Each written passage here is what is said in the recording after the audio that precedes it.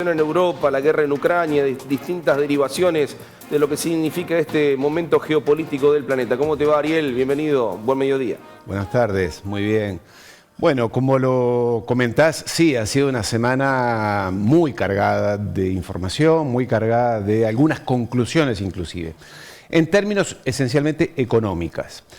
¿Qué ha pasado? Rusia ha decidido ya empezar a cortarle el gas a Europa. Ya le ha cortado el 40% del gas a Alemania, el 50% a Italia, y esto está desencadenando lo que hemos hablado en muchísimas ocasiones, es decir, aumento de precios. Ya en Europa los consumidores están muy preocupados.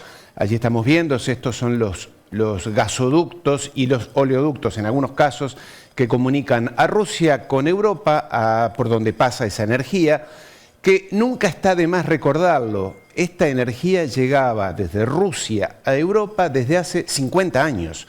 Algunos gasoductos se han ido agregando, pero durante 50 años, incluso en la época comunista, Rusia cumplía con sus contratos y le enviaba gas abundante, de buena calidad y barato a Europa. Eso favoreció, permitió que, sobre todo Alemania, el pulmón industrial de Europa, se desarrollara, sobre todo en industrias altamente consumidoras de energías, como las del vidrio, las químicas, los fertilizantes, todo lo que es petroquímica, plásticos y demás, aceros, que consumen, son industrias altamente consumidoras de energía. Como digo, era energía buena, abundante y de buen precio. Claro, usted me dirá, y lo hemos comentado en alguna oportunidad aquí en esta columna, en los últimos meses Estados Unidos se preocupó, dijo eso no está bien, yo tengo mucho gas y mucho petróleo y quiero que ustedes corten esa comunicación, ese vínculo con Rusia y reciban mi gas, mi petróleo, mi energía y demás. Eso dice Estados Unidos.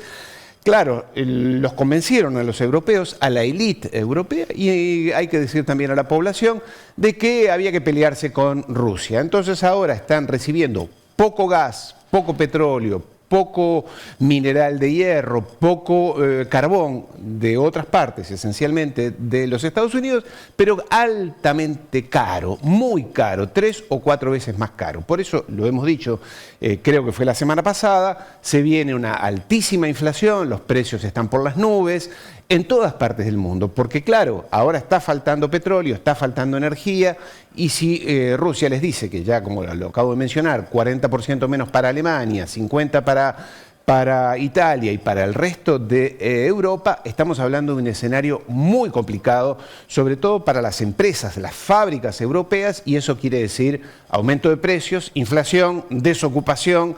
Y en esto está lo que hemos dicho muchísimas veces en esta columna, inexplicable, inentendible, el auto o el suicidio al que han sometido a Europa los propios líderes europeos. Los alemanes, sobre todo los socialdemócratas alemanes, los verdes, los franceses, los españoles, los belgas, los italianos, que, y a esto hay que agregarle, durante muchísimos años nos dieron lecciones sobre las buenas conductas, sobre proteger el medio ambiente, sobre consumir un poco menos, de industrializarse en un sentido más ecológico. Todo eso al tacho, lo tiraron a la basura con absoluto descaro, con la hipocresía de siempre, sobre todo los anglosajones. Ahora están consumiendo un petróleo que es altamente caro, el que viene de Estados Unidos, que lo estamos viendo, sobre todo sale de allí, de Canadá, como lo usted está viendo, son arenas bituminosas, es ese petróleo que sale de tierras negras, muy contaminantes, muy altamente contaminantes. Hay grandes protestas en muchas partes de los Estados Unidos porque ese es un petróleo que contamina todo, la producción en sí se produce a través de altísimo calor, con componentes químicos y demás, es altamente contaminante, muy caro, y eso es lo que los Estados Unidos le están vendiendo a Europa.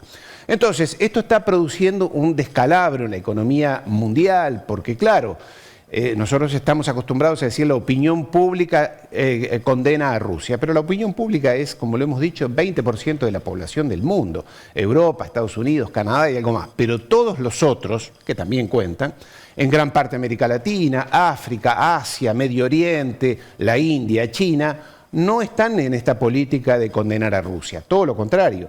El presidente de China, Xi Jinping, habló con Putin hace unos días y dijeron dos cosas sintéticamente. La seguridad común es muy importante, seguridad común, o sea, armamento, prepararse para la guerra y sobre todo defender la soberanía. Esto es muy importante para nosotros, dijeron los chinos y los rusos.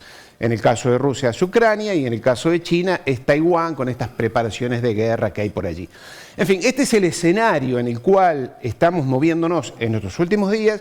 Y ahora, en estas últimas horas, hace unas pocas horas, habló el presidente Putin de Rusia en el Foro Económico Internacional de San Petersburgo, diciendo, esto hace horas, diciendo, señores occidentales, ustedes se han suicidado. Han convertido al mundo en una polarización extrema en el cual están ustedes que van a estar cada vez más empobrecidos, con menos fábricas, con menos empresas, sin energía, sin gas, sin calefacción en sus casas, con el costo de la gasolina para llenar los tanques de los coches cada vez más caros, sin empleo, con desocupación, con alta inflación, mientras que el polo económico se dirigió hacia Asia. Y este es el polo que en el mundo hoy se va a potenciar. Entonces, este ha sido un discurso muy importante, créame, muy importante de Putin, en el cual ha marcado claramente que ellos se han desligado, desvinculado de Occidente. Y esto tiene consecuencias económicas, como es obvio, ¿verdad?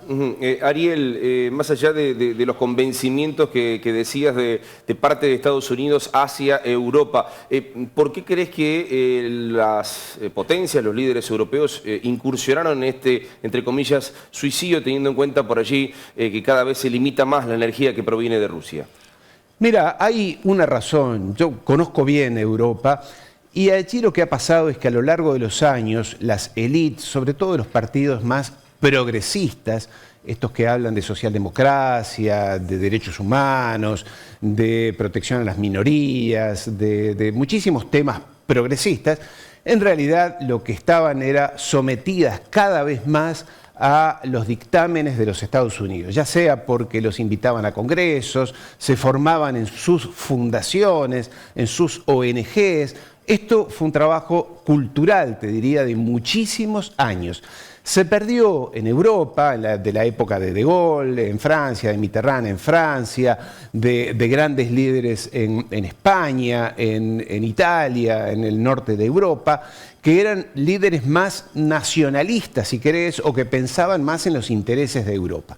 Estos son lo que ellos mismos se llaman socialdemócratas atlantistas. Atlantistas, Océano Atlántico, Estados Unidos, Inglaterra, Estados Unidos. Entonces están comprados culturalmente, porque no hablo necesariamente de dinero, sometidos, colonizados culturalmente, esas élites socialdemócratas europeas a los dictámenes de los Estados Unidos. Algo como lo que pasó en América Latina, en Hispanoamérica, en la época de la colonia, en la época de las independencias, en que la mayoría de nuestros líderes estaban sometidos culturalmente a Inglaterra. Algunos dicen que eran hasta agentes ingleses. Estamos hablando de Bolívar, estamos hablando del propio San Martín, de O'Higgins, de Miranda, esos que son los líderes de nuestra soberanía, de nuestra independencia. En realidad estaban bastante sometidos al dictamen cultural de Inglaterra en aquel momento. Y esto está pasando lo mismo en Europa, porque es absolutamente incomprensible que Europa se ponga en este enfrentamiento con Rusia, Rusia que es un país europeo también, que lo van a tener toda la vida de vecino. Una locura, ¿no? Exacto. Hablabas de China en algún momento, brevemente, con estas sanciones a Rusia, ¿se beneficia el gigante asiático?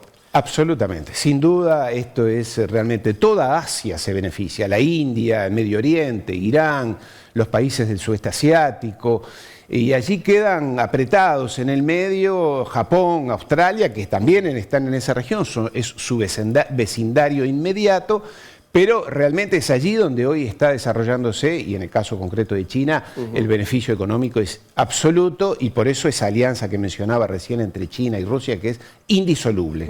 Ariel, muchísimas gracias como siempre, muy interesante. Un saludo.